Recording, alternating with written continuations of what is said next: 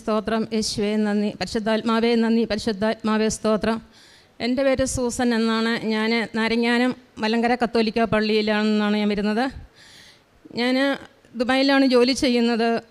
എനിക്ക് 2 മക്കളാണ്. മൂത്ത മോന് ഇപ്പം 35 വയസ്സായി. 9 വർഷക്കാലമായിട്ട് ഞാൻ എൻ്റെ മോന് കല്യാണം ആലോചിക്കുന്നു. ഒന്നും നടക്കുന്നില്ല. പല ആലോചനകൾ വന്നു. 10-30 കല്യാണാലോചന വന്നു. വീട്ടിൽ വന്നു, അവർ ഭക്ഷണം കഴിച്ചിട്ട് ഇറങ്ങിപ്പോന്നു, ആ വാക്ക് പറയുന്നു. പക്ഷേ അവരുടെ വീട്ടിൽ ചിലപ്പോൾ വിളിച്ച് പറയുന്നു ഞങ്ങൾക്ക് ഈ വിവാഹം വേണ്ട എന്ന്. വളരെ ഭാരത്തോടെ, ഒരു മാതാവ് എന്ന നിലയിൽ വളരെ ഭാരത്തോടെ ഞാൻ ഈ വിഷയം ദൈവസന്നിധി വെച്ച് ഞാൻ പ്രാർത്ഥിച്ചു. അങ്ങനെ ഇരുന്നപ്പോഴാണ് ദുബായി വെച്ച് എൻ്റെ കൂടെ ഉണ്ടായിരുന്ന 2-3 ഫ്രണ്ട്സ് എന്നോട് യൂട്യൂബിൽ ഞാൻ ഇട്ട് തന്നിട്ട് എന്നെ കാണിച്ചിട്ട് എന്നോട് പറഞ്ഞു, അമ്മേ ഈ പ്രാർത്ഥന ഈ യൂട്യൂബ് എന്നും കാണണം, യോസപ്പച്ചൻ്റെ പ്രാർത്ഥന എന്നും കാണണമെന്നും പറഞ്ഞ് എനിക്ക് 2-3 പ്രാവശ്യം ഇട്ട് തന്നു. പെട്ടെന്ന് ഞാൻ കഴിഞ്ഞ മാസം നാട്ടിൽ വന്നു കഴിഞ്ഞിട്ട് വന്നു കഴിഞ്ഞ് ഉടനെ തന്നെയാണ് ഞാൻ ഇവിടോട്ട് വരാൻ വേണ്ടി ഞാൻ തീരുമാനമെടുത്തത്. ഇവിടെ വന്നു കഴിഞ്ഞപ്പോൾ എനിക്ക് ഈ സ്ഥലം പോലും അറിയത്തില്ല. പത്തനംതിട്ടയിൽ നിന്ന് ഞാൻ വണ്ടി കയറി ഡ്രൈവറിനോട് ഞാൻ പറഞ്ഞു എനിക്ക് കൃപാസനത്തിൽ പോകണം, എനിക്ക് അച്ഛനെ കാണണം എന്ന് പറഞ്ഞു വന്നു. പക്ഷേ എനിക്കൊന്നും അച്ഛനെ കാണാൻ പറ്റിയില്ല. ഞാൻ വണ്ടിയിൽ നിന്ന് ഇറങ്ങി ഉടമ്പടി എടുക്കുന്നതൊക്കെ അവർ പറയുന്നുണ്ട്. പക്ഷേ ഞാൻ ആൾക്കൂട്ടത്തിൻ്റെ ഇടയിൽ കൂടെ ഞാൻ എങ്ങനെ മുന്നേ വന്നതെന്നറിയത്തില്ല. ഞാൻ ആ വെളിയിൽ വന്നു കഴിഞ്ഞപ്പോൾ മാതാവിൻ്റെ രൂപം കണ്ടു. അവിടെ ഞാൻ നിന്ന് പ്രാർത്ഥിച്ചിട്ട് ഉള്ളിലെന്തോ സംഭവം നടക്കുന്നുണ്ട് എന്ന് വിചാരിച്ച് ഞാൻ ഉള്ളിലേക്ക് ഓടിക്കയറുകയാണ്. സ്റ്റേജിൻ്റെ മുന്നിൽ മാതാവ് നിൽക്കുന്നതായിട്ട് കണ്ടു. ഞാൻ മാതാവിൻ്റെ അടുത്ത് കടന്നു വന്ന് എനിക്കറിയില്ല എന്തോ സംഭവിച്ചെന്ന് പോലും എനിക്കറിയില്ല. മാതാവിനെ ഞാൻ കെട്ടി അങ്ങ് പിടിച്ചു. 1.5 മണിക്കൂർ ഞാൻ ഇട്ടിരുന്ന സാരി മുഴുവനും കണ്ണുനീരിലായി. പലരെന്നെ വിളിച്ചു, മോളെ മാതാവ് കാണുന്നുണ്ട്, മതി കരഞ്ഞെന്നാൽ 1.5 മണിക്കൂർ വരെ ഞാൻ എൻ്റെ അമ്മയുടെ കാല് കെട്ടിപ്പിടിച്ച് കരഞ്ഞു. എന്നാൽ അത് കഴിഞ്ഞ് ഞാൻ ഇവിടെ വന്ന് ആരാധനയ്ക്ക് ഇരുന്നു. ഈ മുന്നിലാണ് ഞാൻ വന്നിരുന്നത്. എന്നാൽ ഞാൻ ഇവിടെ വന്നു കഴിഞ്ഞ് സന്തോഷത്തോടെ ഞാൻ വീട്ടിൽ പോയി. ഹൃദയത്തിൻ്റെ ഭയങ്കര ഭാരം. ഞാൻ ചെന്ന് കഴിഞ്ഞപ്പോൾ മോൻ ദുബായിൽ നിന്ന് നാട്ടിൽ വന്നു കഴിഞ്ഞിട്ട് ഞാൻ 3 ദിവസം ഫാസ്റ്റിംഗ് പ്രയർ വീട്ടിൽ വെച്ചു. ഞാൻ തന്നെ ഇരുന്ന് ഉപവസിച്ചു. മാതാവിൻ്റെ അടുത്ത് വന്നിരുന്ന് ഞാൻ പ്രാർത്ഥിച്ചു, മാതാവേ അസാധ്യങ്ങളെ സാധ്യമാക്കുന്ന അമ്മ എൻ്റെ കുഞ്ഞിന് വേണ്ടി അത്ഭുതം പ്രവർത്തിക്കണം. ഒരു മാതാവിൻ്റെ ദുഃഖം എന്താണെന്ന് അമ്മയ്ക്ക് മാത്രമേ മനസ്സിലാകത്തുള്ളൂ, മക്കളെക്കുറിച്ചുള്ള ദുഃഖം എന്താണെന്ന്. ഞാൻ അവിടെ നിന്ന് പ്രാർത്ഥിച്ചു. 3 ദിവസം ഫാസ്റ്റിംഗ് പ്രയർ എടുത്തു.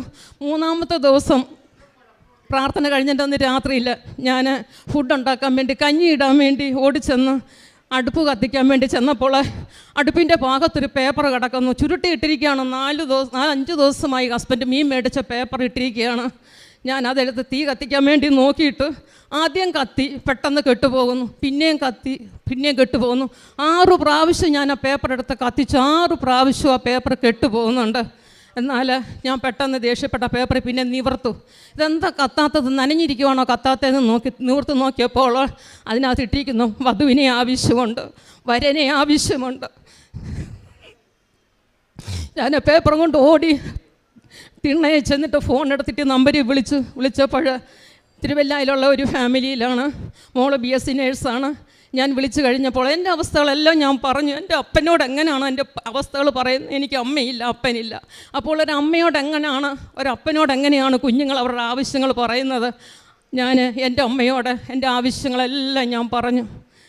പ്രിയപ്പെട്ട ദൈവമക്കളെ, ഞാൻ പ്രാർത്ഥിച്ചതിൻ്റെ ആ രാത്രി തന്നെ ഞാൻ ഫോൺ എടുത്ത് സംസാരിച്ചു. പിറ്റേ ദിവസം അവർ പറഞ്ഞു നിങ്ങൾ വന്ന് ഞങ്ങളെ ഒന്ന് കാണാൻ പറഞ്ഞു. ഞങ്ങൾ ചെന്നു. പിറ്റേ ദിവസം തന്നെ അവർ 2-3 പേര് ഞങ്ങളങ്ങ് വന്നു. നിസ്സാരം എന്തോ പറയുക, വ്യാഴാഴ്ച കല്യാണവും ശനിയാഴ്ച കല്യാണം, വ്യാഴാഴ്ച കല്യാണം ഉറച്ചു, ശനിയാഴ്ച കല്യാണവും. അതിശയകരമായിട്ട് എൻ്റെ മാതാവ് ആ കല്യാണത്തിൻ്റെ എല്ലാം ഭയങ്കര സന്തോഷത്തോടെ എനിക്ക് പറയാനുണ്ട്. ഒരു ബുദ്ധിമുട്ട് എന്താണെന്ന് ഞാൻ അറിഞ്ഞിട്ടില്ല.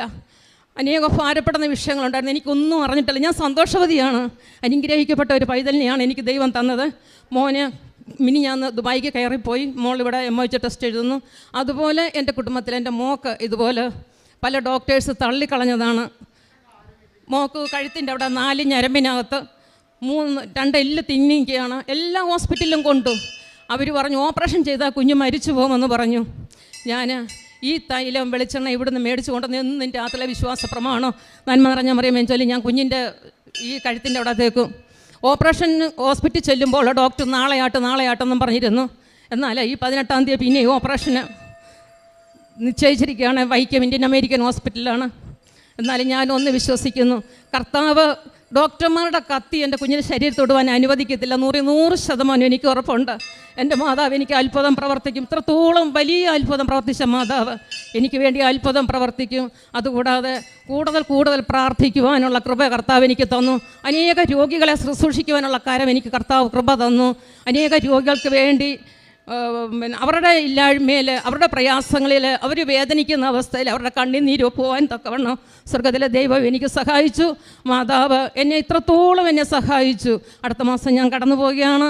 ദൈവഹിതമെങ്കിൽ പോകുന്ന സമയം വരെയും എൻ്റെ അമ്മ ചെയ്യുന്ന സകല ഉപകാരങ്ങൾക്ക് നന്ദിയുള്ളവളായി അന്ത്യം വരെ ജീവിപ്പാൻ എന്നെ ദൈവകരങ്ങളിൽ ഒരു പ്രാവശ്യം കൂടെ സമർപ്പിച്ച് പ്രാർത്ഥിക്കുന്നു. യേശുവേ സ്തോത്രം. അമ്മേ മാതാവേ നന്ദി, കൊടാകോടി നന്ദി. നന്ദിയോട് സ്തോത്രം. മരിയൻ ഉടമ്പടി പ്രാർത്ഥന സമയച്ചുരുക്കം വരുത്തുന്ന പ്രാർത്ഥനയാണ്. 9 വർഷമായിട്ട് 30ഓളം പ്രാവശ്യം പെണ്ണുകാണൽ ചടങ്ങ് നടന്നു. ആ സമയത്ത് പരിശുദ്ധ അമ്മയുടെ മധ്യസ്ഥതയിൽ മരിയൻ ഉടമ്പടി എടുത്ത് പ്രാർത്ഥിച്ചതിൻ്റെ ഫലമായിട്ട് 4-ാമത്തെ ദിവസം ഒരു ആലോചന എത്തുകയും 6-ാമത്തെ ദിവസം തന്നെ ഉടമ്പടി എടുത്ത് 6-ാമത്തെ ദിവസം വിവാഹം നടന്നു. ഇതാണ് മരിയൻ ഉടമ്പടി പ്രാർത്ഥനയിലൂടെ സംഭവിക്കുന്നത്. സമയച്ചുരുക്കം സംഭവിക്കുന്നു. മരുഭൂമിയിലേക്ക് സർപ്പത്തിൻ്റെ വായിൽ നിന്ന് രക്ഷപ്പെടുവാനായിട്ട് വെളിപാട് പുസ്തകത്തിൽ ചിറക് നൽകപ്പെടുന്നത് പോലെ ഉടമ്പടിയെടുത്ത് പ്രാർത്ഥിക്കുന്നവർ ഓരോരുത്തരും വാഗ്ദാന പേടകമായിട്ട് ചിറക് വെച്ച അനുഭവം, എത്രയും പെട്ടെന്ന് ലക്ഷ്യത്തിലെത്തുവാനായിട്ടുള്ള അനുഗ്രഹം ലഭിക്കുന്നു. ഇവിടെയും 9 വർഷമായിട്ട് തടസ്സമുണ്ടായിരുന്നത് ഉടമ്പടിയെടുത്ത് പ്രാർത്ഥിച്ചു കഴിഞ്ഞപ്പോൾ 6-ാം ദിവസം തന്നെ വിവാഹം നടന്നതായിട്ട് സാക്ഷ്യപ്പെടുത്തുന്നു. കൂടാതെ ഉടമ്പടി തൈലം ഉപയോഗിച്ച് പ്രാർത്ഥിച്ചപ്പോൾ കിട്ടിയ സൗഖ്യവും. നമുക്കും ഈ സാക്ഷ്യങ്ങളോടൊപ്പം തന്നെ നമ്മുടെ നിയോഗങ്ങളും ചേർത്ത് അമ്മയുടെ മധ്യസ്ഥതയിൽ സമർപ്പിക്കാം. യേശുവേ നന്ദി, യേശുവേ ആരാധന.